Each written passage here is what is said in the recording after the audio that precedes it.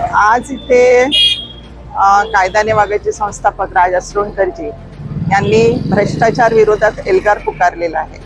मागच्या मंगळवारी हे आंदोलन सुरू झालं होतं आणि आठवड्याभरात त्याचं काही पालन न झाल्याने आज परत त्यांनी हे आंदोलन सुरू केलं आहे.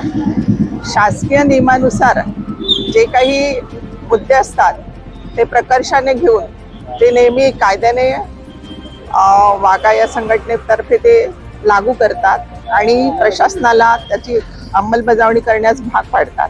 खरं म्हणजे सामाजिक कार्यकर्त्यांना अशा विषयावर आंदोलन करायचं काम पडू नये, परंतु आपल्या महानगरपालिकेत आपण बघतो की नेहमी कायद्याचं उल्लंघनच होत आलंय.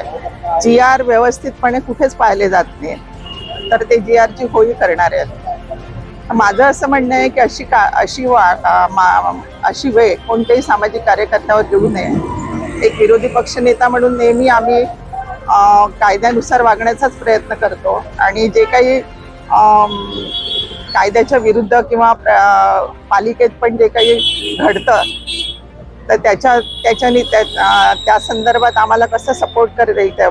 जे काही चांगलं घडतं त्याला आम्ही सपोर्टच करतो, पण जे काही मुद्दे लोकांच्या विरोधात असतील तर ते आम्ही नेहमी उचलून घेण्याचा प्रयत्नच करतो. तर शासनाने कमिशनर मॅडम याकडे लक्ष देऊन लवकरात लवकर हा प्रश्न मार्गी लावावा.